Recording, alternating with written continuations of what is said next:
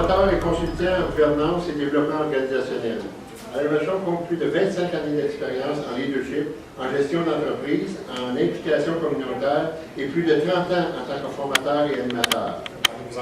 Il a œuvré dans les milieux de l'éducation, de la santé, du développement communautaire, ainsi que dans les secteurs privés et publics. Alain a une capacité innée d'identifier les enjeux qui peuvent enliser les groupes et les organisations dans la dysfonction, et sa grande force est de ravitailler les gens pour mieux collaborer et atteindre le résultat collectif établi. Alain a collaboré à des initiatives de planification stratégique, en développement du contenu de formation, en animation de groupe, en ressources humaines, en communication stratégique, interne et externe, en cohésion communautaire et en gouvernance. Aujourd'hui, on va nous parler des vertus. C'est important, surtout des conseils catholiques. Merci Alain. Merci. À toi la parole. Merci. On est un petit groupe, alors je vais modifier un peu l'approche pour que ça soit un petit peu plus intime si ça vous convient. Fait que, le questionnaire Slido, on l'utilisera pas, on va vraiment juste s'activer. Quand on a développé ce contenu-là, il est basé sur un livre que j'ai adoré qui s'appelle The Ideal Team Player.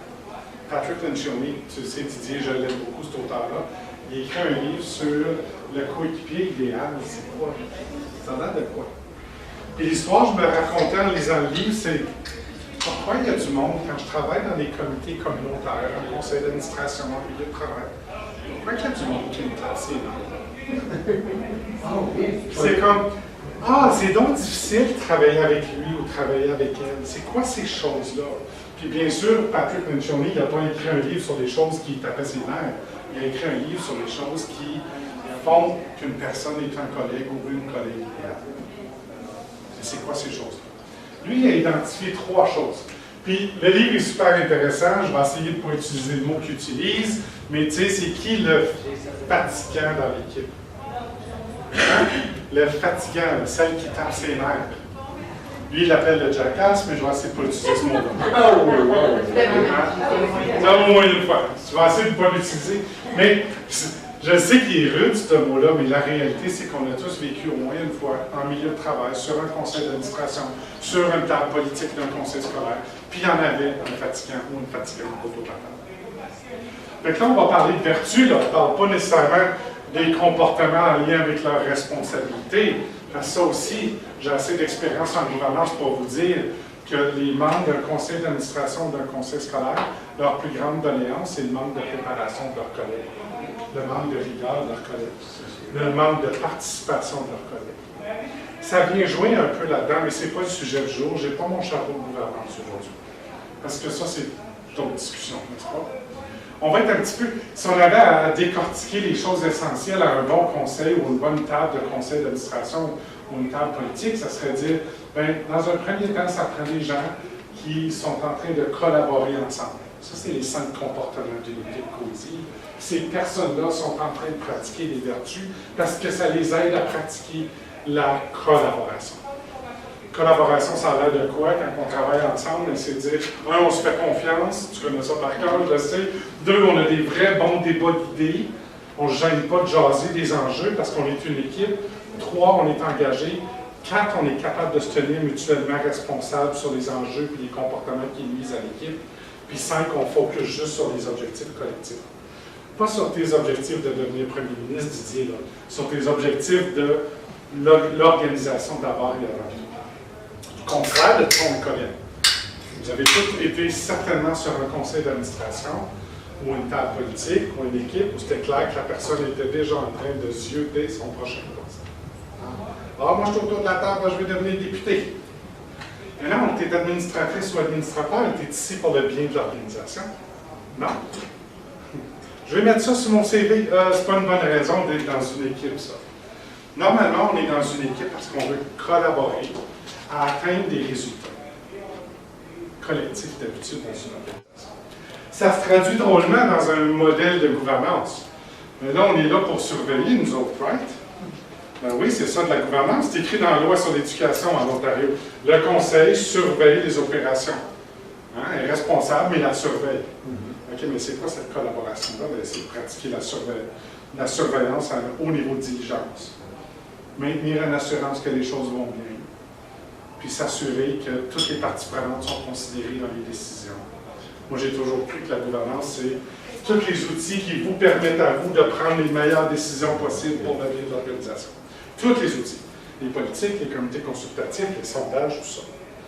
Une fois que tout ça arrive, on est en train de travailler ensemble. Je vous ramène, là, je suis parti à 30 000 pieds, je m'en viens ici. On va parler, ben, c'est quoi qu'un collègue idéal fait? Puis là, je ne pourrais pas dire c'est quoi ses comportements, parce que ça c'est une gamme de verre. Ça va devenir toutes sortes de choses. Puis dans son livre, il parle des vertus, puis j'ai aimé le mot. Hein? Alors, je vous pose la question, c'est quoi les 3 qualités ou vertus ou aptitudes d'une personne, d'une collègue idéale autour de la table du conseil, dans une équipe de travail? Selon vous, ça serait quoi? Vous pouvez utiliser l'endo d'Emmanuel Cartonnet, là, parce qu'on n'utilisera pas les outils technologiques. Écrivez-les donc, les 3, qu'on va faire un petit tour de table. C'est quoi les 3 qualités d'une collègue idéale selon vous? Puis vous pouvez ajouter à côté de cette qualité-là, comment est-ce que ces qualités favorisent la collaboration et la cohésion?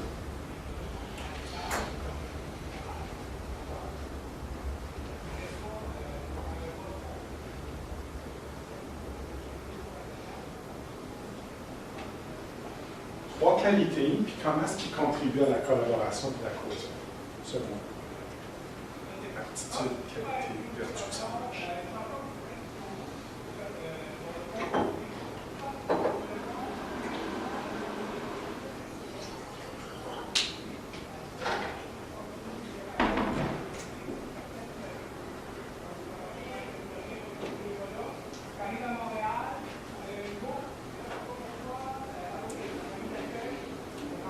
Faire des devoirs, pas pire, hein?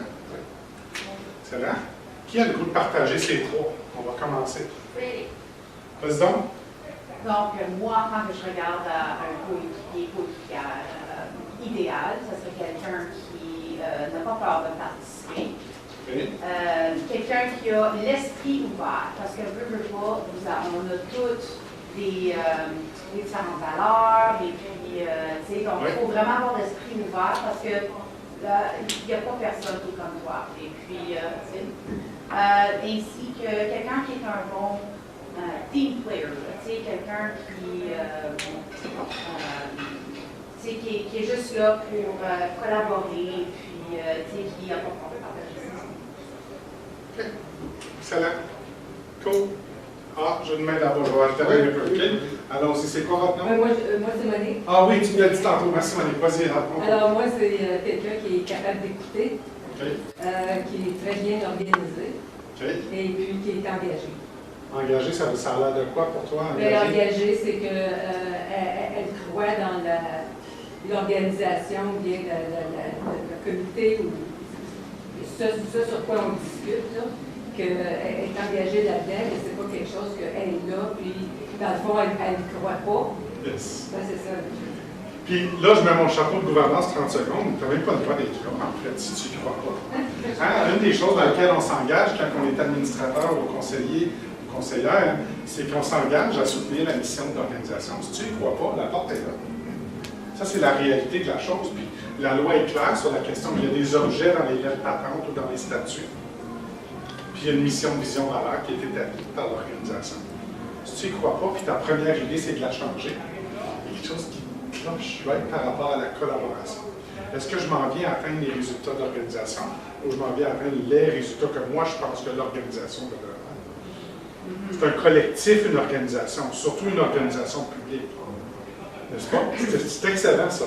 Alors, ici, puis après ça, je m'en vais de l'autre bord. Au premier point, moi, il faut que mes collègues arrivent autour de la table préparés pour la rencontre. On produit des ordres du jour avec des documents et de l'information. Il faut qu'au moins il y ait pensé à travers de ça, là, pour savoir que quand ils vont s'asseoir, on va arriver au point 6, c'est ça. Puis il y a déjà une idée dans sa tête de quoi on va parler. Fait une préparation. Moi, je m'attends qu'une personne autour de la table d'un conseil d'administration nommée de quoi que ce soit, éducation, ouvert aux nouvelles idées. Il faut que cette personne-là, moi j'arrive là, ouvert à de nouvelles idées, parce que je pense que peut-être qu'il y a quelqu'un autour de ma table qui a une meilleure idée que la mienne, puis que c'est tant mieux pour ça, puis s'il l'a dit, puis moi je fais un éclair, puis je dis, là je suis content, regarde, lui il s'est préparé, lui il est correct. Troisième, capable d'être objectif. S'il est contre une idée, être objectif, pas juste dire je vote contre, puis ça finit là, je n'offre pas mes raisons pourquoi je suis contre, puis essayer d'être objectif, regarder cette idée-là, oui, c'est pas correct avec moi, mais voici ce que je ferais avec.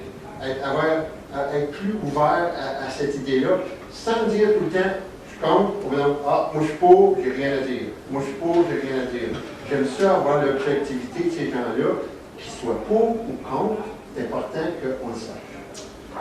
Il y a tellement d'éléments de gouvernance dans ce qu'il vient de dire. Alors, quand on parle de diligence raisonnable, fait que la loi vous exige que vous soyez diligent dans votre travail, c'est votre job.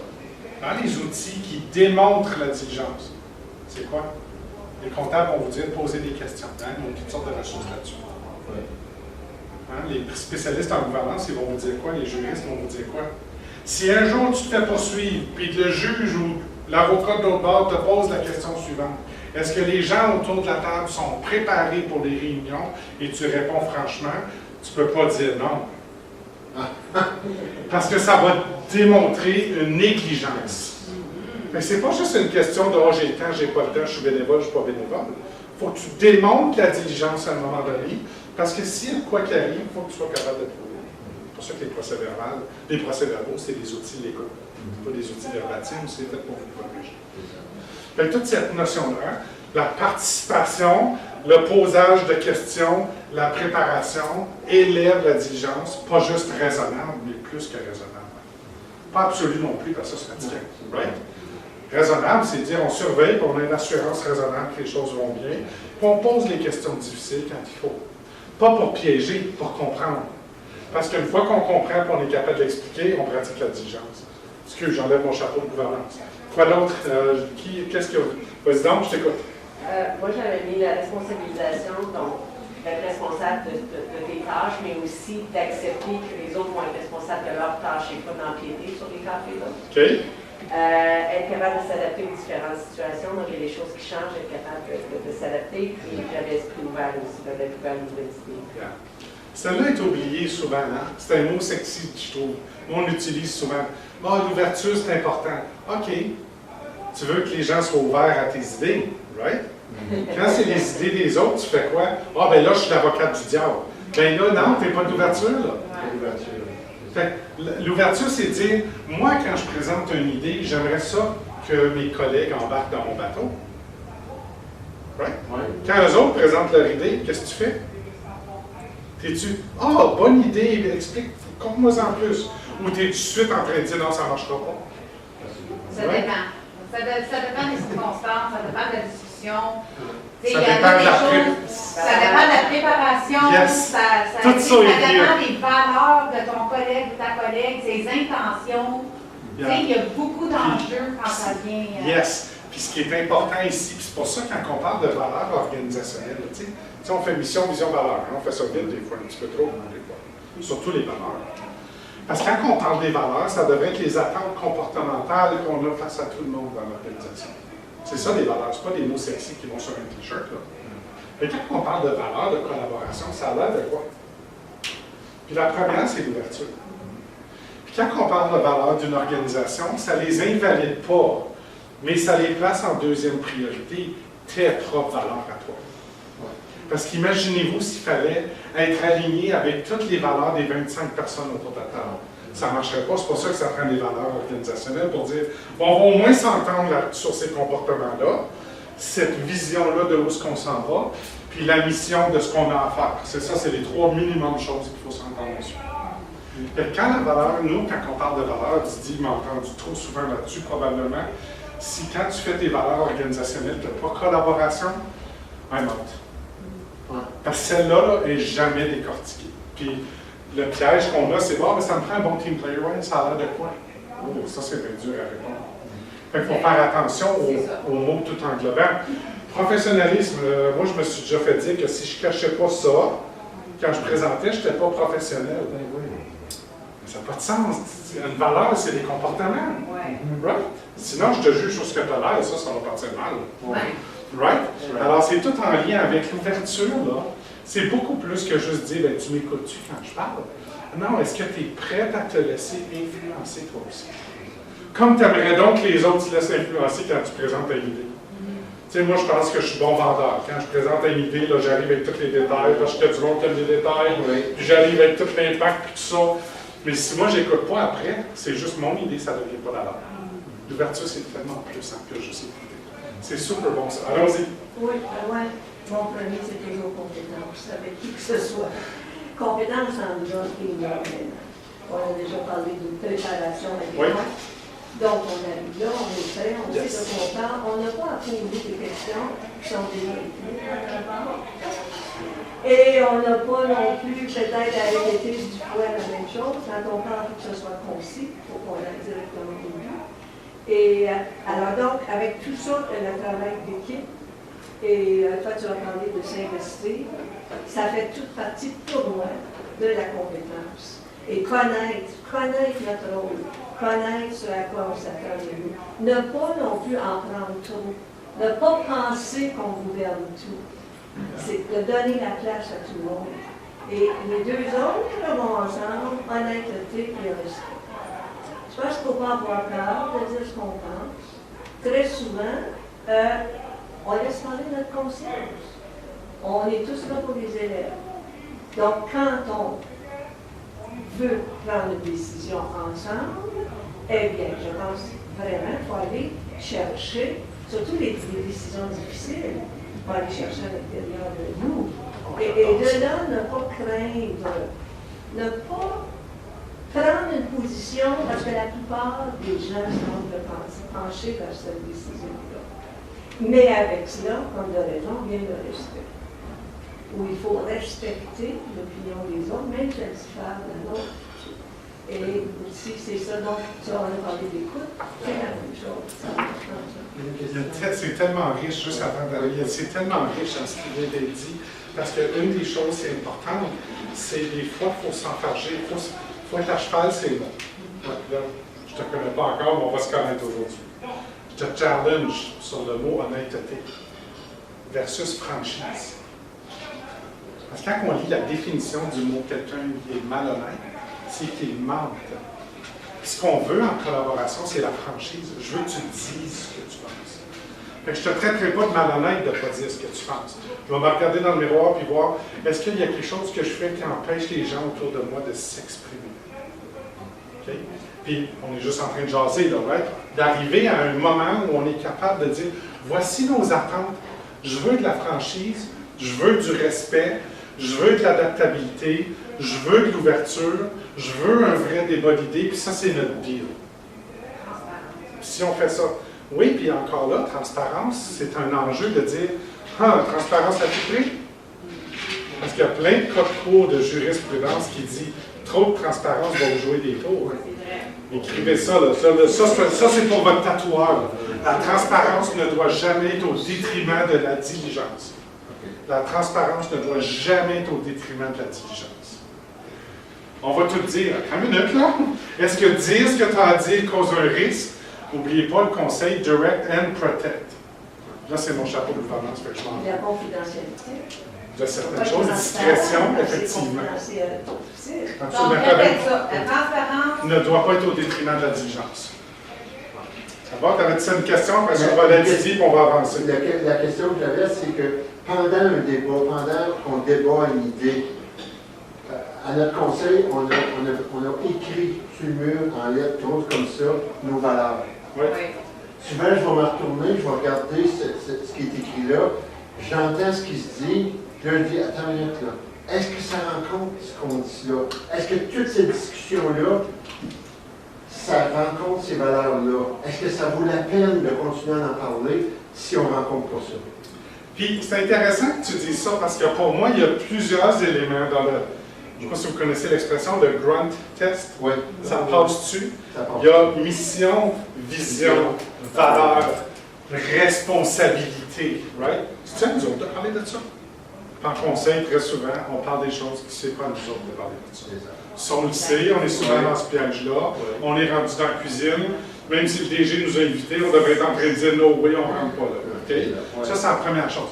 Fait que dans ton grunt test, tu es en train de dire c'est-tu dans notre vision, c'est-tu dans notre mission, c'est-tu dans nos valeurs. OK?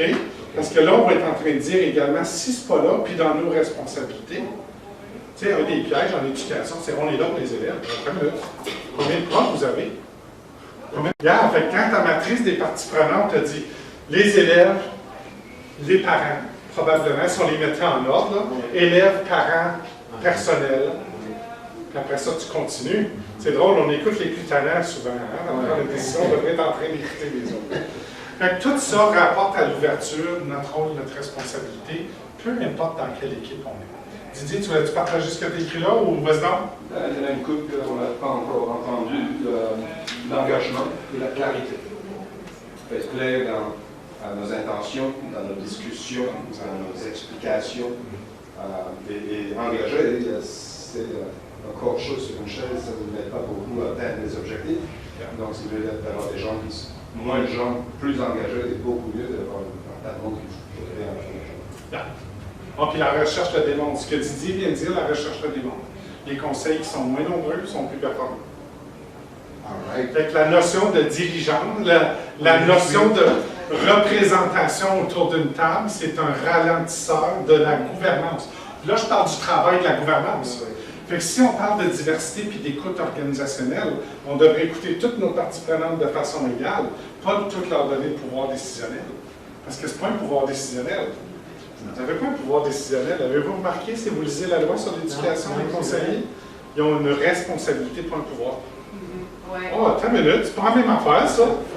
Une responsabilité puis pouvoir.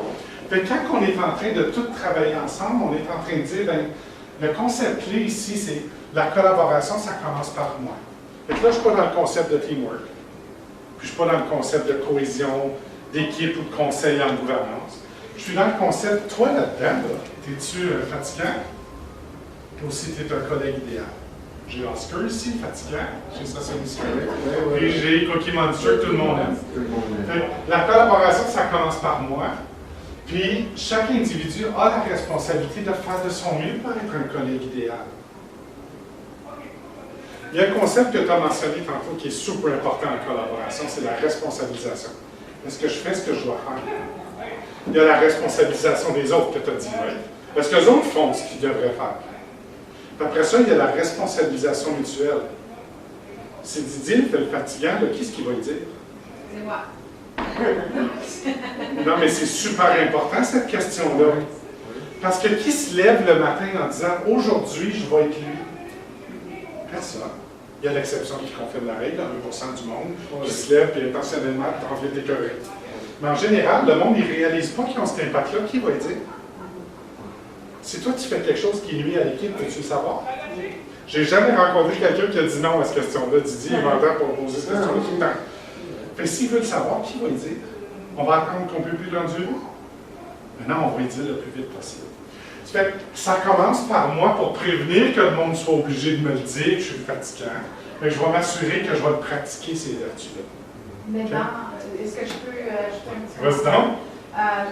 Ça dépend par contre, parce qu'il faut aussi que tu connais ta place. Tu ne veux pas être déplacé dans ton commentaire envers ton collègue. Si tu trouves que tu as un collègue qui est trop tannant, fatigant, tu ne vas pas juste aller lui dire « Hey, t'es tannant, t'es fatigant, il faut que ça s'arrête. » Tu vas aller voir ta vice-présidente, ta présidence pour avoir la clarification ou le permis de discuter ce sujet-là avec ton collègue. Je suis un peu mitigé là-dessus. Ouais. Moi, dans ma tête, c'est, premièrement, c'est sûr que si le leadership ne le fait pas, personne ne va le faire. Oui, mais c'est Le des leader, discussions je dis avec toujours, le- t'es-tu présidence présentement? Moi, je dis toujours aux présidences, careful what you wish for. Parce que c'est pas le glamour, là. Ta première responsabilité, c'est la discipline et le fonctionnement du conseil. La table. Fait que quand il y en a un ou une fatigante ou un fatigant, c'est à toi de l'adresser. Le monde va te regarder, Yannick, mais si tu le fais pas, ouais. C'est ça qui va arriver. La deuxième question que je pose tout le temps, c'est de qui tu préfères le savoir, ta présidence ou ta collègue assise à côté de toi? Moi, je dis toujours, ma collègue, c'est toujours plus intéressant que de se le faire dire. Right? Fait que quand on crée l'arrangement sur la collaboration, le premier rôle qu'on a, c'est de pratiquer ce qu'il faut pour être un collègue idéal. Puis le deuxième arrangement qu'on devrait avoir, on travaille ensemble. Si moi je suis fatigué, je me dis si je fais quelque chose. Si je fais quelque chose, prends-moi-en, je veux le savoir. Créer la permission, celle que tu viens de mentionner. Quand je te dis, si tu fais quelque chose qui tape ses nerfs, veux-tu le savoir? J'ai jamais rencontré quelqu'un qui me dit non. OK, alors, on peut-tu remplacer feedback négatif par geste de compassion? On parle de valeur de catholicité. Si quelqu'un veut faire de son mieux, puis il veut le savoir, c'est un geste de compassion d'y dire. Donc, on transforme ça, puis on se dit, premièrement, je vais le pratiquer, je vais faire de mon mieux, puis je ne suis pas parfait, je ne suis pas parfait, donc quand ça va arriver, s'il vous plaît, dites-le moi. Voilà. Maison?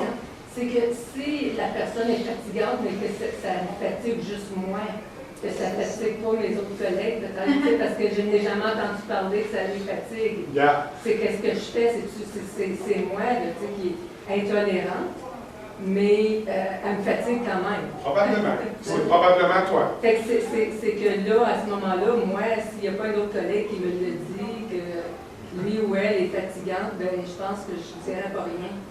Bien, puis c'est là où c'est intéressant, parce que puis là, on tombe dans toute une autre formation, je vais revenir à ça rapidement.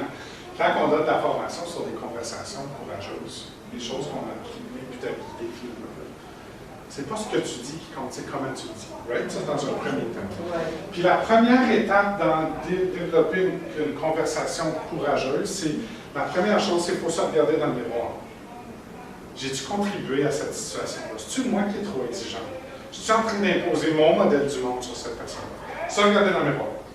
Deuxième, c'est pourquoi, puis ça, je l'adore, cette question-là, c'est Micheline qui me l'a appris, elle dit toujours, pourquoi une personne qui est intelligente comme moi, qui fait de son mieux comme moi, qui a des bonnes intentions comme moi, ferait ce qu'elle fait là? Là, tu viens de tout désarmer ce que ton comité merdier dans ta tête est en train de te convaincre qu'elle est cette personne-là.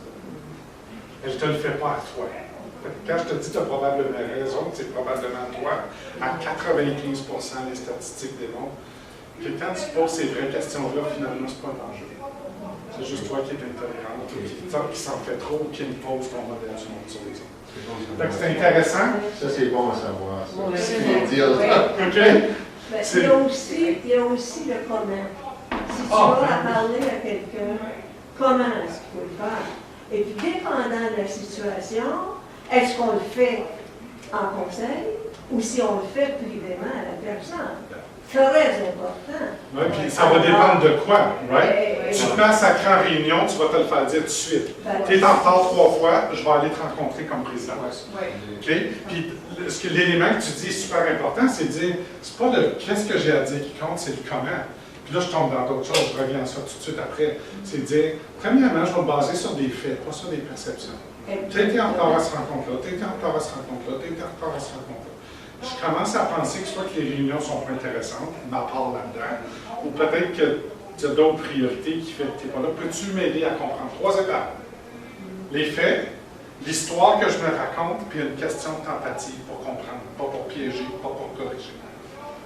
Bang, là, tu as une relation avec une personne qui va probablement me dire, écoute, à cette heure-là, je suis obligé d'aller dropper ma fille parce qu'elle a des problèmes, whatever. Il va le faire. C'est rare qu'ils le font intentionnellement. Alors, peux-tu m'expliquer pourquoi? Tentativement. La question tentative.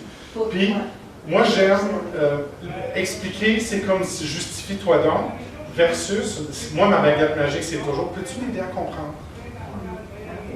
Expliquer, c'est comme tu me dois l'explication, m'aider à comprendre, c'est l'intention que j'ai de te rencontrer où tu es. C'est des trucs de conversation saine, je ne rentre pas là-dedans, mais tu comprends le principe, right? Elle avait le principe d'une question tentative au lieu d'une question pour piéger. C'est pas important pour toi les réunions? Question pour piéger. Peux-tu m'aider à... Ben non, mais on l'a certainement entendu. C'est ça, Right? Parce que c'est confronté. notre... Mais Mais sais-tu qu'est-ce qui fait ça? Ce qui crée ça, l'histoire monstrueuse qu'on se raconte, c'est le temps. Fait que votre, excusez l'expression, votre itty-bitty shitty committee dans la tête, là, qui est en train de vous convaincre avec le temps parce que vous ne l'avez pas adressé, que 2-3 petits retards, c'est rendu que cette personne-là n'est pas professionnelle. Ça, c'est de votre faute parce que vous ne l'avez pas adressé assez vite. Fait que la notion de on va voir si ça va se corriger, là, c'est de la peur, ça. faut être capable de s'amener. Là, je continue parce qu'on va manquer de temps. Fait que, en pratiquant les 5 vertus, chacun contribue à la santé et à la culture de collaboration. Fait que, quand on a, là, j'arrive bientôt, je vais vous les lister, vous l'avez sur le petit manuel cartonné de toute façon. Je veux juste revenir à ceci, c'est quoi une vertu? Parce que des fois, on l'oublie, elle est souvent sous le chapeau de la religion, mais c'est vraiment, il y a une définition dans le dictionnaire assez intéressante. C'est une façon d'être ou de faire qui a un effet positif et bénéfique sur les autres. C'est la notion d'être un modèle. Comment ça donne le goût aux gens d'être comme moi? Je vais pratiquer ça. Une vertu est une conduite qui doit être pratiquée souvent pour la maîtriser. C'est pas quelque chose qui est comme intrinsèque, là, que tu dois tout de suite sors, puis je l'ai, là, celle-là. Il y en a qui sont plus faciles pour certains styles, mais il faut que tu les pratiques. Puis c'est là où ça tombe dans la moralité, entre guillemets, parfois religieuse, c'est dire les vertus sont des lois morales, normalement appréciées par les autres. Okay?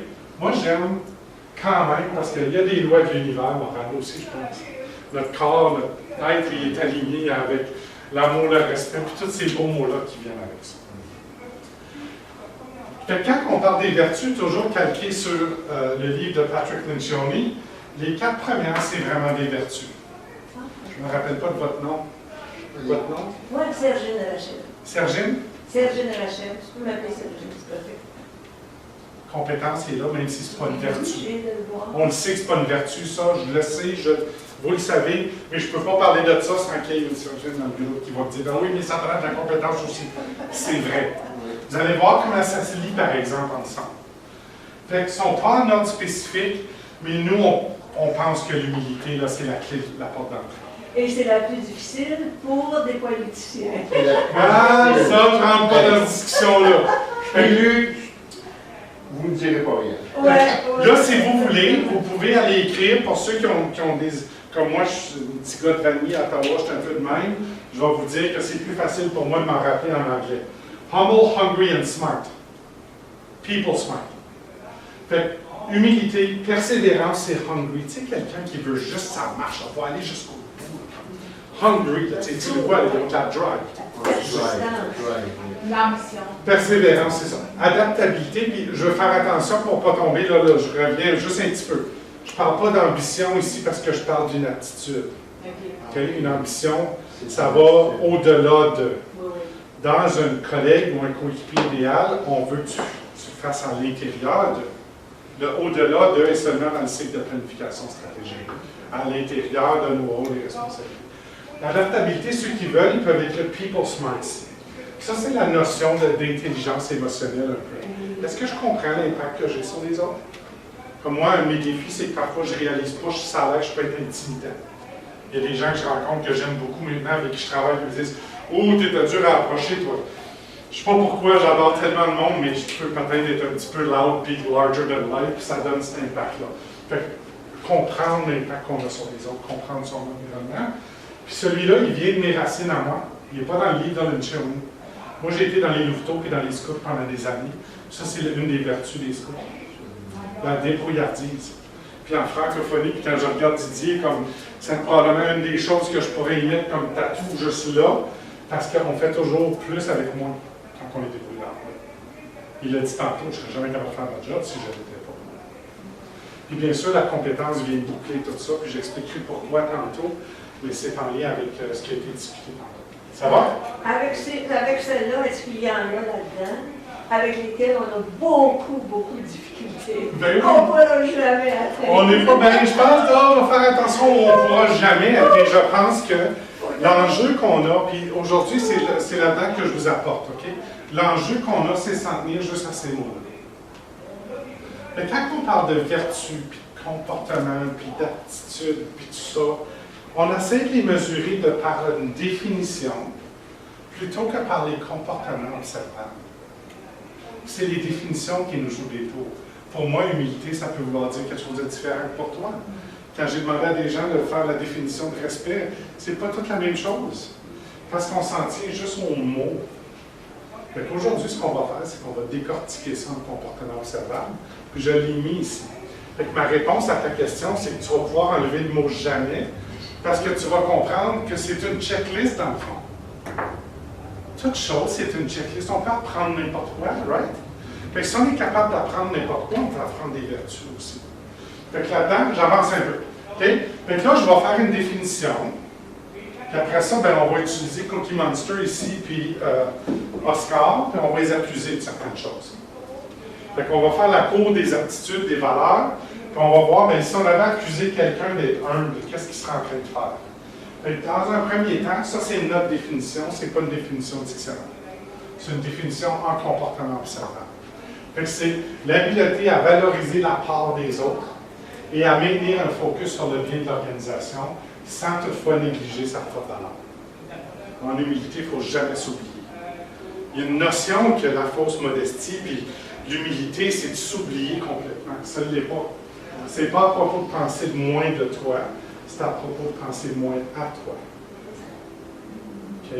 Fait que quand on va parler d'humilité, puis là, si j'avais à dire, écoute, on a Cookie Monster ici, lui, c'est un collègue idéal. Si moi, je l'amenais en cours, puis vous étiez avocate ou avocat, puis vous étiez en train de dire, ben toi, je t'accuse d'avoir fait ça parce que tu es humble, qu'est-ce que vous l'accuseriez de faire? Qu'est-ce que ça fait une personne qui est humble? Ça pense aux autres, quoi d'autre? Ça reconnaît le travail des autres. Ça reconnaît le travail des autres, quoi d'autre? Ça les valorise, ça valorise. Ça valorise les autres. Je pense que oui, des fois, juste par leur présence, c'est comme valorisant d'être avec eux. Les gens qui sont humbles, quoi d'autre?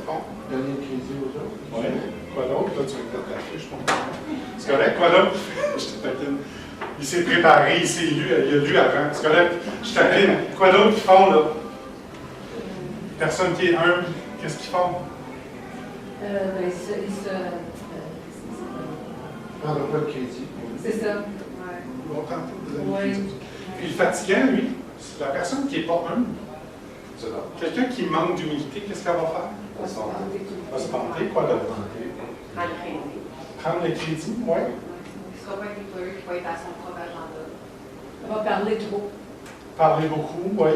Partage pas. Bien, on va être un peu plus hier. Quoi d'autre? D'autres idées?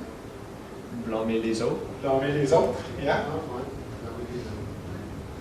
On va prendre sa responsabilité, on a parlé tantôt. Vas-y donc. Manquer de respect envers ses collègues. Puis ça va donner cette impression-là. Puis là, on peut facilement glisser dans les libellés.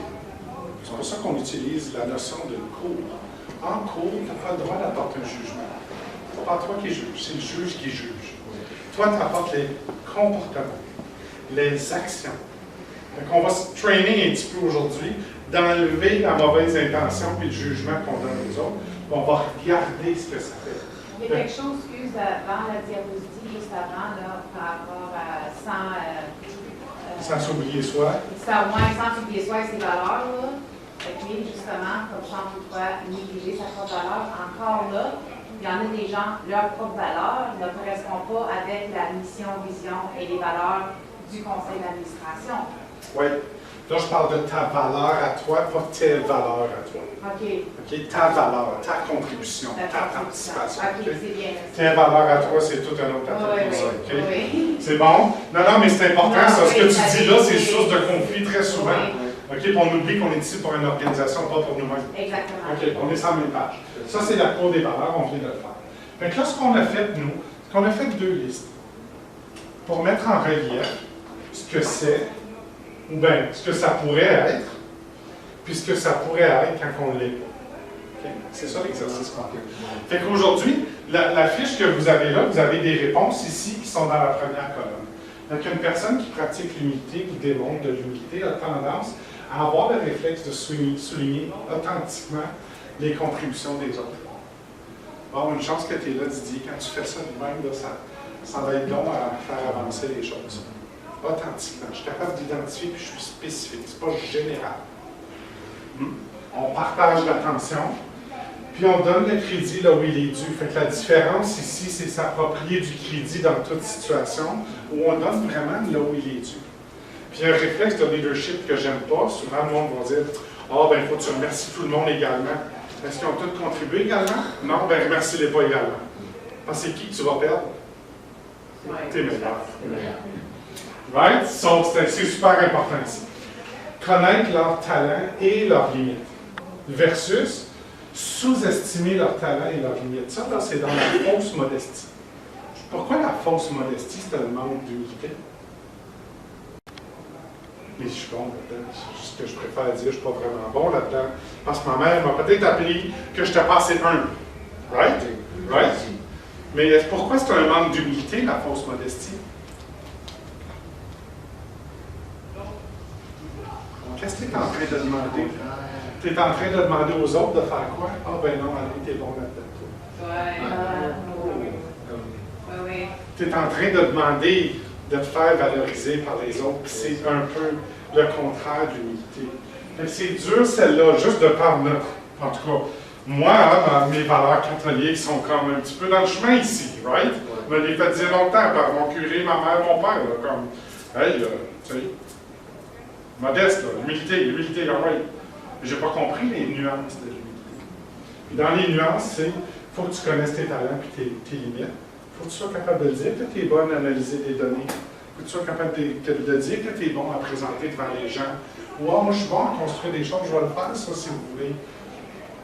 Ça, c'est pas un manque d'humilité.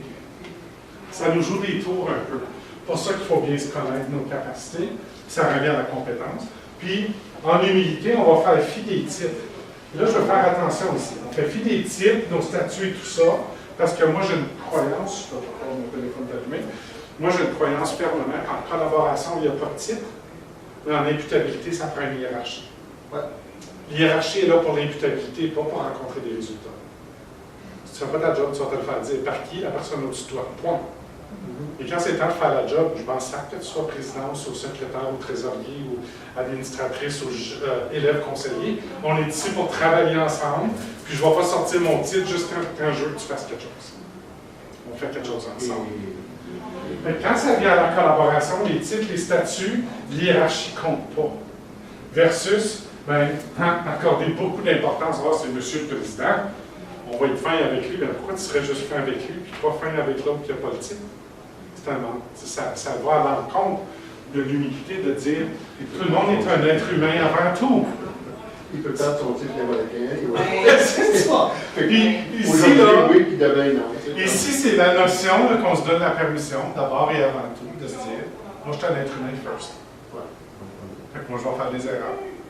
Sorry. Puis c'est un être humain qui se présente, puis qui dit qu'il ne fera pas d'erreur, il est déjà rendu dans ce cas-là. C'est ça. Right? Fait qu'on est des humains, là, on va en faire des erreurs. J'en ai fait des erreurs. Je vais continuer d'en faire, c'est ce que je fais avec. Fait qu'ici, ce que je vous demande, c'est de prendre l'outil qui est là, encercler donc, il y a un stylo qui est devant vous, il y a un bout qui est un marqueur, l'autre bout qui est un stylo noir, mais il y a un bout qui est un marqueur bleu, justement cette couleur-là. Voici ce que je vous invite de faire. Relisez-les. Encerclez donc les choses qui sont, ouais, ça c'est moi. Oh, ouais, je suis capable, je suis bonne là-dedans.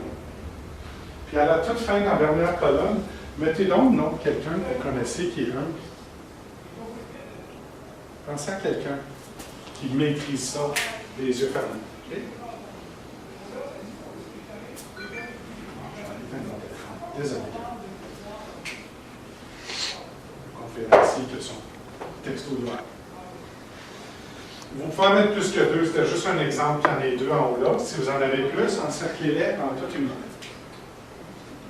Tarlet me dit d'écrire. On parlait d'humilité, puis j'ai pensé à toi, je voulais juste te dire. Ah, ces emails-là font du pied. Puis en ben appelez-les donc. Et ces emails-là, puis ces messages-là, il n'y en a pas assez en 2022. Je vous encourage de le faire. La deuxième, c'est la persévérance. On en a parlé tantôt. C'est la notion d'être hungry. C'est la volonté de travailler avec acharnement continu, passion tangible, effort constant, sans s'attendre à être récompensé en retour. Pas compensé en retour. Récompensé en retour. Comprenez la différence, hein? J'ai mon petit chèque, même s'il n'est pas gros comme conseiller scolaire, si vous en avez, ça c'est ma compensation. Un employé, c'est la même chose. Il reçoit sa compensation versus la récompense pour l'acharnement. Ici, ce n'est pas en remplacement de la compensation. On ne cherche pas à y avoir des bénévoles dans une organisation. Ça a du sens? Donc, on est en train de dire, je veux et je travaille avec acharnement continue, passion. On le sait, les gens qui sont hungry, ils veulent que ça marche. Tu sais. Je t'entendais parler tantôt, là, c'est rien que ça que j'entendais. Hein, quand on parlait compétent, on fait notre job, on fait nos choses, on pose des questions, on fait notre travail pour aller jusqu'au bout. C'est tout ce que j'entendais là-dedans.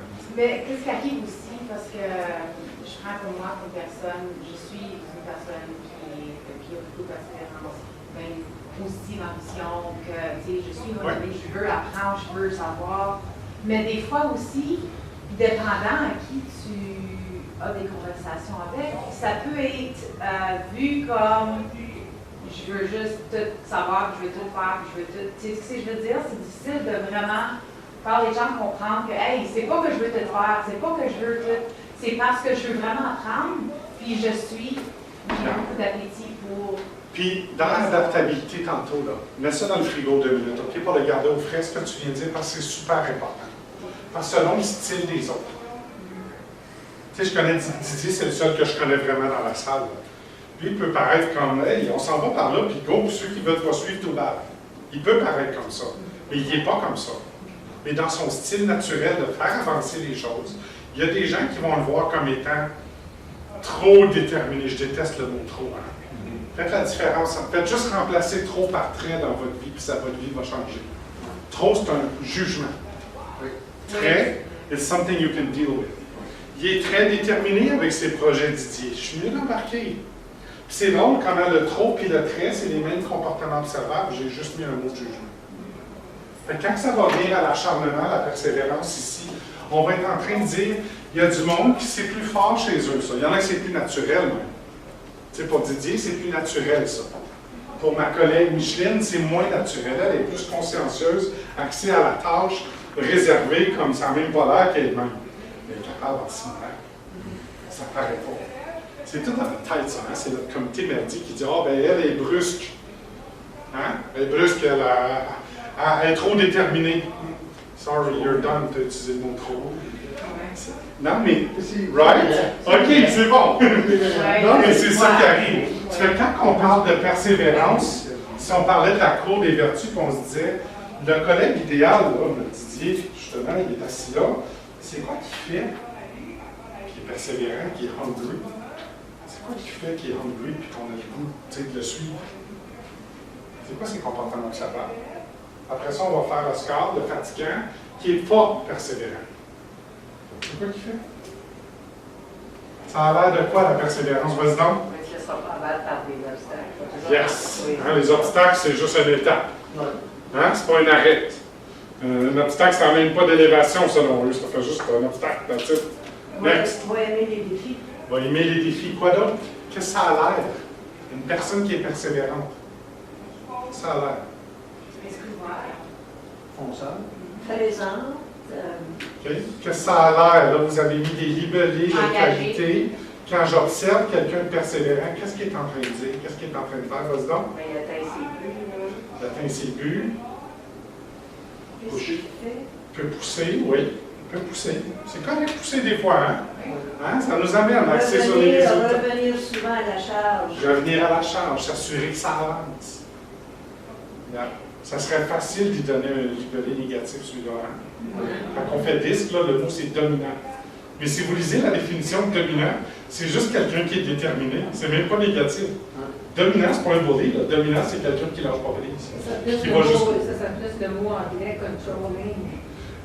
Yeah, c'est dans ce cas ici, on parle de persévérance, right? Fait que ça, c'est Oscar ou Didier, c'est un exemple de ça. Moi, j'aime ton mot passion. Ça, c'est mon mot préféré.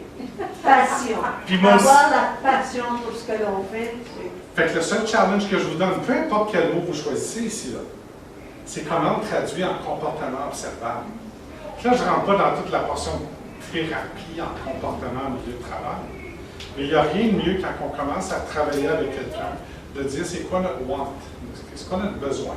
C'est quoi notre besoin là? Ben moi, j'aime la passion, j'ai besoin que tu fasses quoi? Tu ne peux pas dire, moi, je veux que tu sois plus passionné. C'est comme essayer de pogner un poisson rouge dans l'aquarium, ça. Mais c'est quoi les comportements observables d'une personne passionnée? On vient d'en parler un peu. C'est quoi les comportements observables d'une personne qui n'est pas persévérante? Le fatigant ici. Absence. Toujours obligé de rater. Ouais. Finis pas ce qui commence. Pas finir ce qu'on commence, pas d'autre. Toujours obligé de rater les échéanciers. Parce que Yeah. c'est la fête. Ils sont en retard plus facilement. Ne participe pas. Manque de temps, moins participatif. Puis, c'est pour ça que tranquillement, je vais vous amener, je veux qu'on réfléchisse à dire, c'est bien cute ce mot-là, mais c'est moins important. Hein? Là, j'essaie de juste aller plus vite parce qu'on est un petit groupe. C'est moins important que ça. Fait que quand j'ai quelqu'un qui n'est pas assez persévérant, est-ce que je vais lui parler de ça ou si je vais lui parler de ça? Focus on what you want, right? Alors, si tu le décortiques, ta passion, là, mettons, on mettait passion, là, on se disait, ça a l'air de quoi? Hein? Ben là, je suis en train de créer une expectative face à quelqu'un. Okay? Fait qu'ici, quand on parle d'une personne persévérante, hein, je pense souvent à Didier quand je pense à ce mot-là, aller jusqu'au bout. Hein? Démontrer de la passion pour leur travail. Ça paraît, comment ils aiment ça? Je l'ai une employée chez nous, là, Lisiane, c'est comme. Elle aime tellement ce qu'elle fait, ça en est fatigant. OK, là, t'as trop de fun, là, je vais baisser ta paye, il y a quelque chose qui va pas. Anyway, possède un sens de l'initiative qui est développé. Ça, c'est la flamèche initiale, tu sais, l'instigation. L'initiative, là, ça veut dire, je suis prête à starter des affaires. J'attends pas qu'on me le dise. Je peux-tu, là, je peux-tu? C'est correct si je commence, là? Non, non. Comme ça, ça commence. Ça va? Chercher à être plus efficace et efficient, normalement, une personne qui est persévérante ne veut pas perdre son temps. Ouais, ça fait qu'on va être en train de chercher de l'efficacité et en plus de l'efficience, qui est la notion de temps dans l'efficace, puis ne pas avoir besoin d'être motivé par les autres. Mais quand on parle de hungry, ce n'est pas quelqu'un qui est facilement encourageable, c'est quelqu'un qui s'encourage soi-même. Hein, ils sont capables de...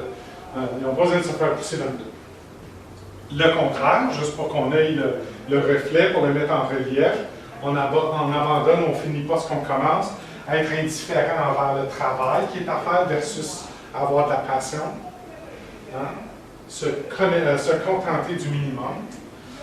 Je vois les yeux à Didier, c'est vrai. On va toucher le même, je vais fou. Toujours faire les choses de la même façon, manquer d'ouverture pour les autres. Yeah. Puis être motivé davantage par des incitatifs et des encouragements plutôt que d'atteindre des résultats. Oh, ça ne fait pas de peine de se faire taper dans le dos, là. Cool, nice work, félicitations. Mais les gens qui ont ça naturellement, cette vertu-là, ils n'ont pas besoin. D'ailleurs, un cours après ça. On l'a fait, c'est tout. Moi, personnellement, je pense que je suis assez persévérant, puis je me mets à l'époque de quand on a bâti les monuments de la francophonie à Ottawa. Moi, là, c'est comme quand c'était le temps de remettre les prix, là, comme je voulais me cacher en arrière pour ça.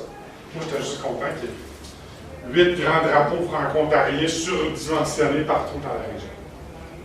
C'était ça ma motivation, avoir à raconter. Je ne dis pas que je suis toujours persévérant, parce que celle-là, c'en est une qui est difficile pour moi. J'en commence des affaires, j'ai trop d'idées, puis je suis passé à transitionner sur faire attention à combien de choses que je commence, puis des fois c'est trop. Ça va? Fait que, ce qu'on fait ici, on est dans la deuxième cycle. Encerclez donc les choses qui sont naturelles pour vous. That's easy pour moi. Okay? Et à la toute fin, mettez donc le nom de quelqu'un que vous connaissez qui est comme ça, c'est hungry, là, tout craché. C'est sa définition pure. Okay?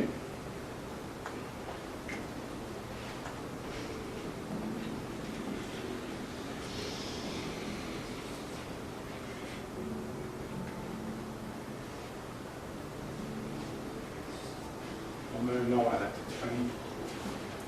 Quelqu'un qu'on pourrait appeler ou texter, on va juste leur dire hey, toi, j'ai pensé à toi. Tu es tellement persévérant, je te dis. Avez-vous déjà reçu un petit courriel ou un texte de même de juste quelqu'un qui vous dit hey, toi, t'es comme. Ça fait du bien. Ça fait juste du bien. Ah, je sais, mais vous vous rappelez de la personne qui l'a fait, par exemple. L'impact que vous pouvez avoir. C'est vraiment la prochaine discussion. Quand on parle d'adaptabilité, ici, vous pourriez écrire People Smart, puis vous pourriez écrire un peu d'intelligence émotionnelle. Okay? Fait qu'on est vraiment dans la notion de toi là-dedans. Donc, la capacité de lire les situations sociales, personnelles et interpersonnelles et agir conséquemment. de manière à favoriser l'harmonie, pas nécessairement la paix, l'harmonie. Des fois, c'est chaotique, l'harmonie, s'aligner, right? Ça fait partie. L'harmonie, l'épanouissement de par la réalisation des résultats, donc la collaboration. La question que j'ai sur ça, est-ce qu'on ne serait pas perçu au niveau du, je prends l'exemple le président du conseil. Il écoute son conseil, il se passe des choses, capable de lire les situations. Là. Oui. Puis, tu ne veux pas te prononcer sur un bord ou sur l'autre. C'est toi qui préside la réunion. Est-ce que ça ne serait pas perçu aussi comme il est wishy-washy, il ne sait pas qu'est-ce qu'il veut en faisant ça? Le président, là, tout le monde dit, je pense qu'il ne sait pas qu'est-ce qu'il veut, là, lui. Là. Parce qu'il écoute les autres, puis là, ben, tu essaies de... Moi, je sais qu'est-ce que je veux, mais je ne veux pas faire passer cette idée-là, dire, moi, trancher, dire, non, on s'en va pas là, le monde, là, on s'en va là. Puis après ça, ouvrir une discussion, puis dire, oh, le président, là, il est comme, pourquoi il fait ça, là? Il est en train de diviser son conseil. Puis, sur l'autre côté, ça fait que souvent, tu vas être perçu comme, oh, il sait pas ce qu'il s'en va, là, lui, là, tu sais. Je pense qu'à la fin, après avoir écouté tout le monde, le président peut donner son opinion. Il y a un enjeu avec ça, par exemple, c'est à la fin. Oui. Fait que, OK. Ouais. Il y a deux choses là-dedans. Non, c'est super important ce que tu viens de dire. OK? Ouais. Parce que la tendance en gouvernance, c'est oh my gosh, le Code Morin nous joue des tours. Oui. Ouais. There you go. Fait qu'on va s'en aller vers la présidence devrait faciliter la discussion. Moi, je crois qu'elle devrait être participative sans parti pris. Faciliter les opinions, faire sortir les commentaires, nourrir la discussion, puis pas juste attendre que ah ben c'est un point d'ordre, c'est pas moi qui devais parler. Non, on va animer une conversation. Fait que pour moi, ça élimine la notion de wishy-washy. Okay. Ici, on parle vraiment de la notion de la personne qui est adaptable. En PNL, on va parler de ça, en programmation neurolinguistique et du coaching, on va dire. Un des principes, c'est la personne qui exerce le plus de flexibilité va avoir plus de quoi sur le système. Yeah. My way or the highway ne marche pas. Non. Right? Le contraire d'être adaptable. Donc, si on est en train de parler d'adaptabilité, people smart, c'est le seul mot en français qu'on a pu trouver qui avait de l'allure par rapport à people smart, puis d'être capable de dire, c'est le contraire de clueless. Tu sais, là, quelqu'un qui est de même, mais il ne réalise même pas qu'il y a cet impact-là sur les gens. Tu sais, quand on parle d'adaptabilité, quelqu'un qui est flexible, quelqu'un qui est adaptable aux gens, à son environnement, qu'est-ce qu'il fait? Qu'est-ce qu'il fait? Mais il va s'adapter par rapport à, dépendant de la personne avec qui il va parler. OK? Puis en comportement observable, ça a l'air de quoi il va s'adapter? Dans notre genre, il est amical, il est adaptable, ouvert. C'est ça que tu voulais dire? Ben, oui, il peut être plus direct avec une personne parce que tu sais que la personne apprécie. Oui, ça, OK. C'est une personne où est-ce que tu vas devoir être un petit peu plus... OK. S'adapte au style des autres pour avoir un meilleur rapport, qu'appelle un rapport en anglais. Toi, tu es en train de parler d'être capable de faire tirer les gens, tu sais, d'être gentil. Juste être gentil selon le style. On peut être gentil pour que les gens aient le goût d'avoir un rapport intellectuel ou conversationnel avec eux. Quoi d'autre qui fait? Le Cookie Monster. À part de manger des biscuits.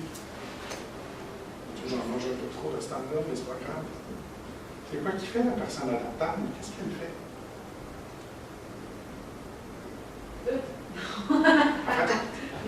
C'est pas. Puis je sais que je vous challenge, c'est pas facile de faire ce qu'on fait là, de dire, je peux-tu le traduire en quelque chose duquel je vais m'attendre des autres autour de moi? C'est pas ça l'écoute. Easygoing, okay. Comme quelqu'un qui est easygoing. Oui, puis là, fait que là, moi je te challenge, je ramène ton sujet de tantôt. Es-tu easygoing avec les valeurs des autres quand ils sont pas en lien avec les tiennes? Oui. Parfait. C'est ça qu'on cherche, right? C'est ça. Ah non, c'est pas mes valeurs tout bas. Ben, moi, c'est que, comme Right. je suis le genre de personne que je suis aussi, c'est je vais agir différemment, puis ça revient à ton commentaire, je vais agir différemment avec différentes personnes. C'est ça, il y en a du monde, des gens qui peuvent plus je peux relier avec les gens qui sont plus sérieux. Mais ces gens-là, je vais être un peu plus sérieuse avec les autres en genre. Puis il y en a d'autres que, tu sais, ils veulent faire des jokes, tu sais, ben là, hey, tu sais, puis c'est quelque chose qui vient naturellement. Ben, puis écoute, pas pour tout le monde. Ouais. Mais moi, je me suis déjà fait dire que j'étais pas authentique avec moi-même parce que ça a l'air comme Mon langage et la façon dont je parle changent selon l'accent de la personne qui est devant moi. Oui, moi aussi. C'est quoi ça? C'est-tu obligé d'être libellé négativement? Ou ça peut être juste, moi j'ai de l'adaptabilité dans le sang? Peux-tu être juste ça? Puis peut-être j'ai même l'air ridicule des fois quand je le fais, mais peut-être pas. Mais c'est plus fort que moi, je m'adapte aux gens autour de moi. OK? Fait que si je ne le faisais pas, par exemple, une personne qui n'est pas adaptable, elle fait quoi? Elle est fatiguée, c'est là? Qui habite d'une poubelle? Ça fait exclure des groupes de conversation. Parce qu'il fait quoi? Parce qu'il s'adapte à la situation. Ça a l'air de quoi, quelqu'un qui ne s'adapte pas? Rébarbatif, non. Non, pas dans ça. Se retire de la discussion. On ne change pas de style lorsqu'il y a des discussions, même si la personne voit que la personne est inconfortable. En fait, ne voit pas que la personne est inconfortable avec la situation. Une que j'ai remarquée autour de 3 tables de conseil scolaire en Alberta, c'est que la personne attend la fin pour s'exprimer seulement. Oui. C'est un truc. C'est une stratégie, ça. C'est C'est pas de l'adaptabilité ni de l'authenticité. Non, Je m'en viens gagner mon point. Ouais. Une personne adaptable. Puis, voici, puis, quand ça tombe dans l'adaptabilité, c'est probablement un des plus durs. Puis je vous mets dans la situation suivante. Je ne connais pas ton nom, mais j'ai le goût de jaser toi aussi. Maxime. Maxime, si toi tu présentes une idée au groupe, là, qu'est-ce que tu aimerais qu'il fasse? Vraiment. Hein? Qu'est-ce que tu aimerais qu'il fasse? Si tu arrives avec ton idée, tu as ton PowerPoint, tu présentes ton projet, qu'est-ce que tu aimerais qu'ils disent là? Le scénario idéal, c'est quoi? Que tout le monde aime mon idée, puis ça va bien. Yeah? C'est rare que quelqu'un dise ben moi j'aimerais ça que tu ne l'aimes pas, tu t'embarques pas. Right? Non. Right. Right? C'est vrai ça par exemple, que c'est rare que quelqu'un dise je m'en viens vous présenter quelque chose, j'ai travaillé dessus, puis j'espère que vous ne l'aimerez pas. Fait que la question qui tue, c'est toi là, quand moi je présente mon idée, Max, Yeah. toi es-tu prêt à embarquer dans mon bateau ou tu vas juste faire l'avocat du diable, poser des questions pour piéger, attendre à la fin pour défaire tout l'argument, puis tout ça. Puis on l'a vu sur des tables de conseil d'administration, des tables de conseil scolaire, de dire « Ah, ben là, je me fais l'avocat du diable, c'est de la diligence. Sorry, non, tu es juste en train d'être un fatigant. » Parce que si ta question n'est pas pour aider tes collègues et toi à comprendre, ce n'est pas une bonne question. Parce que la diligence raisonnable, c'est de nous amener à une assurance raisonnable que les choses vont bien, qu'on comprend bien la décision. Parce que la décision ne nous appartient pas, elle appartient à la direction générale. Wow! C'est pas nous autres qui prenons les décisions, pas vraiment en surveillance, en gouvernance. On surveille les décisions qui sont prises. On nous demande de mettre notre étang, mais en bout de ligne, c'est pas moi qui ai chargé cette décision. Dans la notion d'adaptabilité et d'ouverture, Micheline, je l'adore quand elle fait ça, je l'adore pour plein de raisons. Vous le savez, c'est ma conjointe et ma collègue de travail chez Disquitus. C'est Micheline. Micheline Boisvert-Vachon, c'est copropriétaire dans notre entreprise. Elle a le don de poser des questions pour aider à comprendre, pas juste pour elle, mais pour les autres. Puis, ça nous amène à être dans une situation de synergie constamment, parce que ça m'aide à moi, qui va trop vite, à me ralentir un peu et à avoir les réponses. Les questions pour comprendre, c'est pas la même chose que les questions pour piéger. Corriger. Pour ta propre abolition, là, on fait ça. Pourquoi tu n'as pas parlé quand on a développé l'idée? Mais je voulais voir où tu t'en allais avec ça. Wrong answer. T'attendais à la fin pour voir si tu allais paraître smart. On va tout sauter sur ton idée. Alors, ultimement, l'histoire, le visuel que j'aime qu'on fasse dans ce temps-là, c'est de dire, si toi, tu as un bateau, puis tu aimerais que j'embarque dans ton bateau. Moi, je suis sur le quai ici, là. Il y a 200 mètres d'eau ici, là. Toi, tu es dans ton bateau, tu veux que j'embarque. Tu as 2 choix, right? Alain, viens temps, nage! Quand je vais arriver sur le bateau, je vais être en Simonac, puis je vais être tout trempe. Je vais-tu avoir le goût de ramer? Non. Mais si toi, tu viens me voir au quai, tu l'attaches, tu expliques où on s'en va, pour que je comprenne, je vais embarquer les 2 pieds dans le bateau. Oui, tu vas le faire. Toi, t'en fais du bateau. Qu'est-ce qui arrive quand tu as un pied dans le bateau et un pied sur le quai? Quand le bateau s'en va, qu'est-ce que tu choisis? Tu vas toujours choisir le quai, right? C'est plus sécuritaire. Donc, toi, ta job, quand tu veux que quelqu'un embarque dans ton bateau, c'est à toi d'aller chercher. Il n'y en a pas de notion, on va se rencontrer au milieu. Qui veut quoi de qui? C'est la plus grande leçon que j'ai appris, moi, en affaires. Si moi, je veux quelque chose de toi, c'est ma job d'aller voir ce que tu es. Toute la notion de « non, on va se rencontrer au milieu », c'est pas une notion de collaboration. Moi, j'ai besoin de toi dans mon bateau. OK, bien, je vais aller te chercher. Okay? Ça fait que la notion d'adaptabilité, c'est de nous amener à dire « OK, dans tout ça, je vais juste avancer ça un peu plus rapidement. Dans tout ça, vous l'avez tout eu là, on les a mentionnés. J'ai une bonne connaissance de moi-même. » Ça, c'était probablement celui qui a transformé ma vie en affaires. Parce que moi, j'avais une boîte de... Je faisais des sites web avant. Je faisais des sites web pour des conseils scolaires, en fait, avant. C'était ça ma job. Puis quand je suis allé faire la formation disque pour la première fois dans ma vie, finalement, il y a quelqu'un qui avait mis tous les mots négatifs qu'on m'avait donnés dans le passé, on m'avait mis finalement des mots positifs qui me définissaient. Puis ça m'a permis de comprendre, moi, j'ai une bonne connaissance de moi positif. C'est un modèle de comportement positif. Puis les choses qui sont moins fortes, c'est chez moi, j'ai des pistes d'action à cette heure, au lieu de l'impossibilité. Tu sais, tu parlais, ça serait impossible pour moi de faire ça. Moi, je ne crois pas ça. Je peux faire n'importe quoi si j'ai une bonne connaissance de moi. Puis bonne veut dire positive. Je m'accepte comme je suis, j'ai des défis, je vais vouloir les régler, ces défis-là. Si je ne m'accepte pas comme je suis avec mes défis, je ne voudrais pas les régler, je vais me les reprocher tout le temps. Ça fait que quand on est vraiment adaptable, on se connaît, puis j'ai une bonne compréhension des styles, des préférences. Tu l'as mentionné tantôt, toi aussi tu l'as mentionné, puis des besoins des autres autour de moi. Moi, mon épouse, c'est un style analytique, axé à la tâche. Elle n'est pas axée sur les gens extravertis. Fait qu'elle, si je veux qu'elle embarque dans mon bateau de projet, whatever, je suis mieux d'avoir des détails. Si j'ai pas de détails, puis je fais rien qui dit « Ah, ça va être le fun, tu vas voir chez les autres. » Ça a-t-il du sens? Fait que moi, si je comprends bien mes collègues autour de moi, je vais être adapté à eux. Je vais changer mon ton pour des gens qui sont plus réservés, axés à la tâche. Je vais être plus directif avec ceux qui sont déterminés, naturellement dominants. Okay? Je suis en synergie avec mon environnement, puis j'ai une capacité d'influencer les autres en m'harmonisant avec eux. Pas en leur disant « tu vas me suivre ». Il est temps. Ah oui, t'es pas debout encore? Non, non. Du leadership, c'est pas un en avant, l'autre en arrière, c'est deux qui montent ensemble, la même élévation. Ça va? Ensuite, on est prêt à s'ajuster aux imprévus. Ça, c'est probablement, ça c'est celui qui a été ajouté. On a fait ce contenu-là pendant 5-6 ans. On a ajouté celui-là dans les dernières années parce que ça revenait systématiquement. Les gens qui n'étaient pas capables de gérer le changement, ou pas le gérer, ça c'est une notion de management, pas capable faire partie de la transformation. On a vécu dans le milieu communautaire, toi puis moi, on a été témoignés de discussions de quelqu'un. Oui, mais tu veux vraiment continuer à être de même? Pas moi, je veux plus pour ma communauté. Tu n'es pas capable de s'ajuster aux choses qui arrivaient. Puis des fois, c'est comme incroyable. Moi, j'ai vu des organismes communautaires dire « Oh, ces dernières minutes, cette subvention de 50 000 là pour changer notre plan stratégique, fait que je ne m'en vais pas chercher, j'ai pas le temps. » Ah, c'est presque gratuit, là, comme c'est de l'argent qu'ils donnent.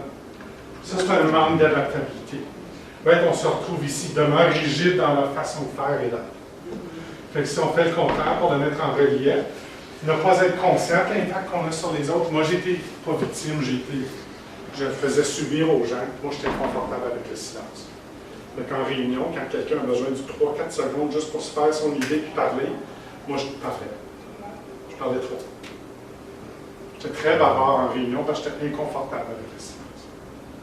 Donc ça, c'en est un que j'ai dû modifier pour avoir un meilleur impact avec mon équipe, avec les gens avec qui je travaille. Juger les autres et leur donner des mauvaises intentions, on en a parlé tantôt. Faites attention aux mots trop. Faites attention à votre modèle du monde par rapport au modèle du monde des autres. Pour vous, c'est peut-être bien d'être d'une telle façon, mais pour eux autres, c'est peut-être autre chose qui est bien. Mais vous remarquez, je n'ai pas dit c'est l'autre, c'est mal pour eux autres. Non, c'est juste autre chose qui est bien. Ça se peut-tu que quelque chose qui est bien pour toi n'est pas perçu comme étant mal pour moi? Même si ce n'est pas dans mon bien à moi. C'est cette notion de respecter l'autre, right? Fait qu'on s'amène à... On n'est pas insensible à mon environnement, je ne juge pas les autres, je n'attends pas à ce que les autres s'adaptent à eux, je suis en synergie avec mon environnement. Vous connaissez certainement des gens qui sont comme ça. vous l'êtes probablement déjà beaucoup. Je vous demande d'aller encercler quelques petites choses qui sont comme vous. Si vous vous reconnaissez, là, entourez-la. Puis allez donc mettre un mot là, de quelqu'un que vous connaissez qui est juste « wow », adaptable.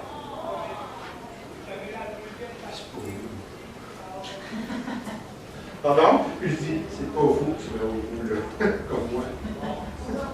Tu n'es pas obligé de faire de la fausse modestie, là. Non, ça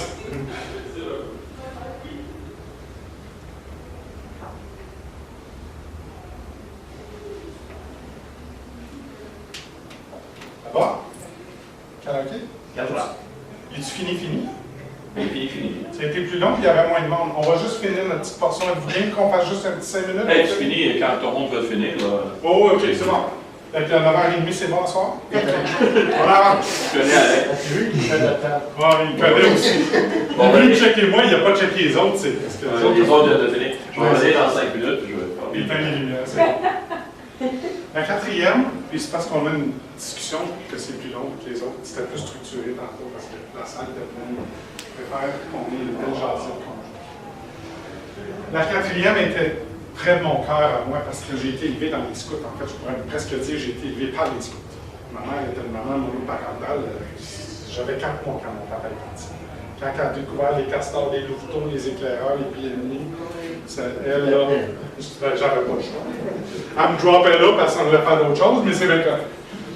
S'il y a bien quoi qu'on parle dans tout le mouvement scout élite, c'est la vérité. L'habileté d'entreprendre des choses difficiles avec courage, autonomie, confiance et sans lâcheté. Puis la raison pour laquelle elle est importante pour moi, c'est que j'ai trop entendu souvent au milieu de travail quelqu'un qui allait demander de l'aide aux autres sans même avoir essayé quelque chose. Essaye au moins. Essaye. Puis c'est devenu une de nos plus populaires dans tout ça. De dire, quand quelqu'un est débrouillard, si je pense à Cookie Monster, là je vais juste avancer pour qu'on finisse dans le temps, OK? Quand quelqu'un est débrouillard, on est en train de parler de quelqu'un qui pratique ceci facilement. Profite des ressources à leur disposition. Je pense toujours à l'émission MacGyver. Je ne sais pas si vous avez regardé ça. MacGyver, il faisait Boeing 747 avec un paquet d'allumettes. Whatever. Mais tu sais, je pense à ça, là, tu sais, comme.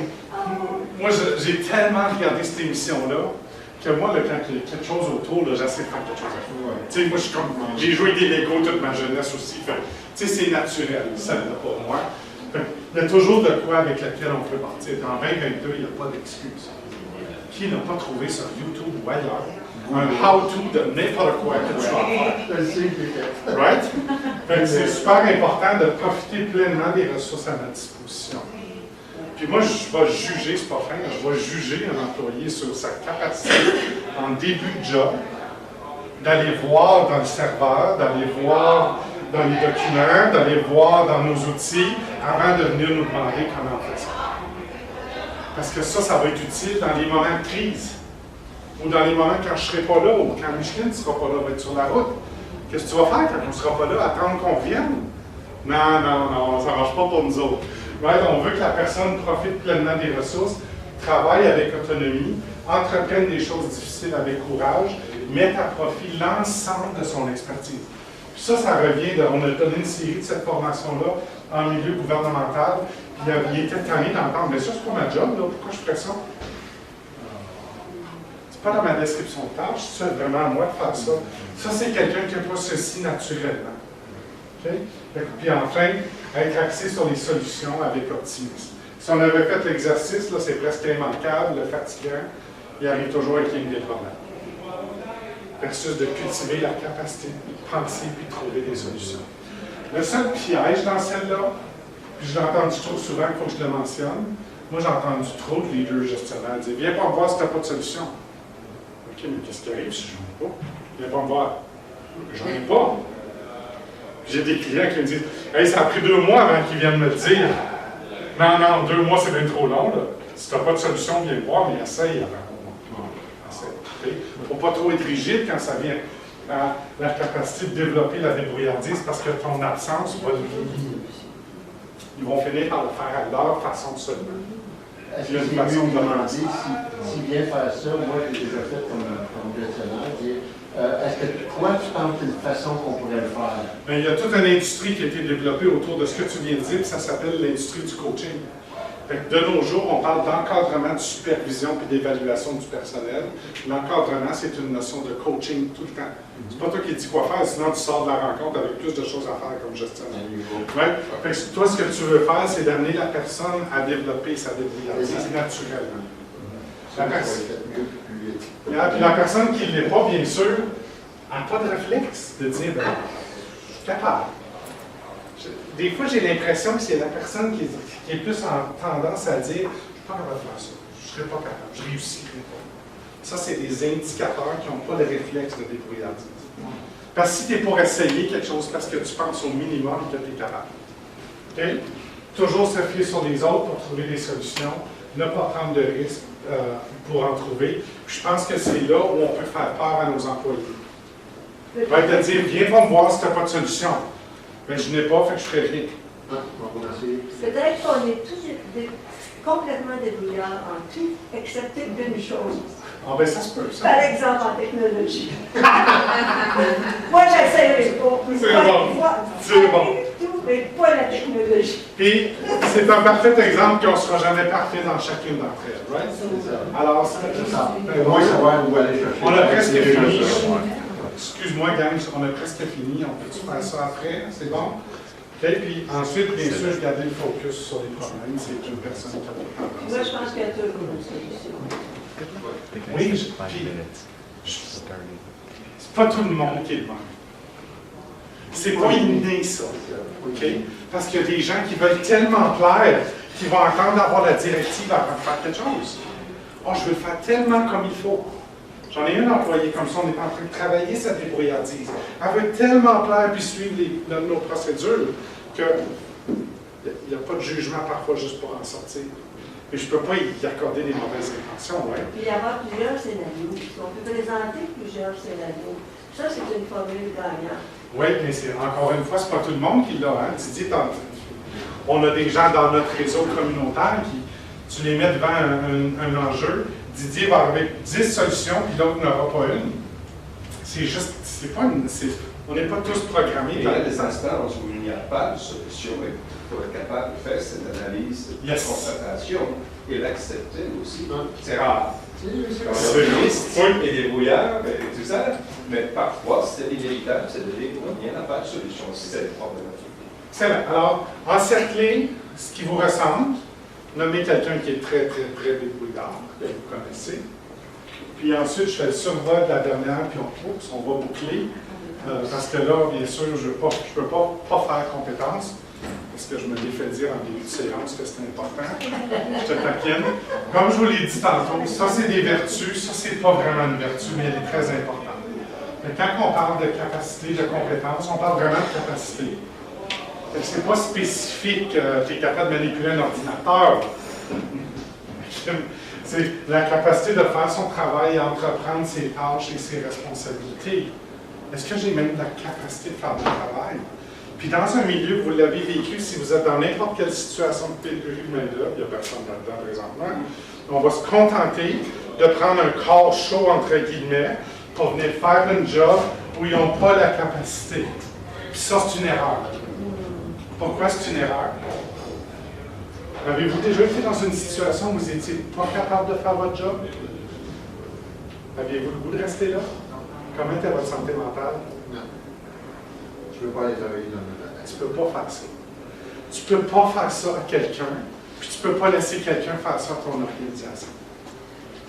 Ah, c'est dur, je le sais! Hey, dernièrement, on faisait un processus de dotation pour un client dans le Nord. Une candidature. On n'a pas le choix? Oui, tu as le choix. Oui, tu as le choix. On va passer en entrevue, puis on va être rigoureux. Finalement, on ne l'a pas pris. C'était dur de faire cette décision-là, mais elle ne fitait pas pantoute des valeurs, puis c'était clair que la personne allait venir perturber. C'était clair en entrevue, imagine une fois là. Qu'est-ce que tu fais après? Il faut que tu penses aux gens qui sont là. Les gens qui ne sont pas compétents et qui ne sont pas tenus imputables, qui vous allez perdre? Cette personne-là ou l'autre à côté qui est compétente? La personne qui est compétente, tu vas perdre. Fait que cette notion de compétence-là, c'est pas juste une notion de capacité. Fait qu'on va avancer un peu. C'est une notion de dire, est-ce qu'elle répond aux exigences? Puis si elle répond pas aux exigences, on va retrouver une situation où moi, je suis en train de faire ma job, je paye la même affaire qu'elle. Parce que de nos jours, les échelles salariales sont restreintes. Tout le monde veut commencer dans le top d'échelle, puis si tu ne donnes pas, l'autre va lui donner à côté. Fait que tu as deux personnes qui sont payées le même salaire, faire la même job, mais il y en a juste une qui est capable de la faire. Qui tu vas perdre? Yes. OK? Fait on est capable de bien faire notre travail, connaître nos limites de nos compétences, démontrer un désir d'apprendre, right? Ça vient vérifier toutes les autres, puis s'intéresser à l'avancement de l'organisation plus que son avancement à soi. Fait que si moi je suis là, puis je suis déjà là juste parce que ça me prend un job à ce niveau-là pour devenir directeur, mais tu vas le savoir assez vite que cette personne-là est venue prendre de bord, parce que tu vas perdre tes mains là.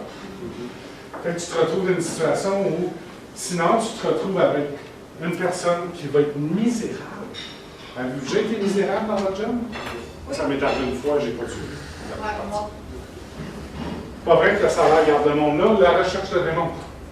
Tu es en éducation avec la fondation Teachers, mais ça c'est le travail. On va bâcler notre travail à ce moment-là, botcher notre travail, comme on dit en ontario français. On va sous-estimer et surestimer les compétences. Ah oui, je suis capable de faire ça, inquiète-toi pas, ils font, puis là, c'est tout. Ouais. Parce qu'on va le surestimer comme son. Il n'y a pas de point de repère pour eux à ce moment-là. Imagine cette job-là comme un misérable. Puis comment c'est important. On va manquer de curiosité, ça c'est la personne qui n'a pas la compétence. Puis pourquoi elle va se retrouver là? Si elle était dans une job elle répond aux exigences, est-ce qu'elle serait comme ça, tu penses? Parce que ce n'est pas une question de paresse. C'est une question de motivation puis d'inspiration. Puis lorsqu'on place quelqu'un dans une situation où elle va réussir, elle va toujours réussir. Si on le met dans une situation où ils ne sont pas capables de faire quelque chose, ils vont se creuser un trou noir. Oui. On va être en train de se creuser un trou pour se retrouver à une place où tranquillement, je me suis fait tirer vers le bord dans une job que je ne sais pas ce que c'est. Puis ils vont avoir le goût de l'avouer ou pas? Souvent. Non, pas. Alors, c'est super important cette notion de compétence-là, entre autres parce qu'on ne veut pas ralentir les autres, puis en même temps parce que moi je crois que toute organisation, leur première priorité, c'est d'assurer la réussite de leurs employés. Tous leurs employés. De DG à concierge, à enseignant, à enseignante, à éducatrice, éducateur. Si on focus, hein, le DG focus, c'est surintendance, c'est direction de service, direction d'école sur les profs et éducatrices. Est-il vraiment possible que les élèves ne réussissent pas? Impossible. Si tout le monde focus rien que ses élèves, who's got who's back? On va se retrouver dans une situation où on va laisser du monde être dans des situations d'incompétence, où ils vont se traîner tranquillement dans un trou. Ça ne sont pas faciles, les jobs de nos jours. Fait que pensons à la notion de compétence dans tous les sens. Moi, ma job comme DG de Disquitus puis propriétaire, c'est de m'assurer de la réussite de tous mes employés. Puis quand je fais ça, on a taux de satisfaction super élevé pour nos clients. Ma job, c'est pas de servir toujours les clients, c'est de m'assurer que ceux qui les servent sont bien, sont compétents dans leur job, sont capables de rencontrer les attentes. Puis quand ils rencontrent, ils arrivent à la job, puis ils arrivent à la maison le soir, puis qu'est-ce qu'ils disent? « Wow, j'ai eu une bonne journée. » Qu'est-ce qui fait que quelqu'un s'épuise? C'est que jour après jour, il arrive à la maison et il dit « J'ai eu une mauvaise journée, je ne suis pas capable de faire mon travail. » Pensons à la compétence presque comme une vertu. Je fais le tour au complet de ce que tu as dit tantôt. J'arrête là, on pourrait parler de ça longtemps. Je vous remercie beaucoup pour votre participation. Vous pouvez peut-être ajouter quelqu'un que vous connaissez qui... les dons, ce sont X, lui ou elle, les dons, ce sont X. Écrivez le nom si vous voulez. Puis c'est ça, je finis là-dessus. Merci beaucoup pour votre temps après-midi.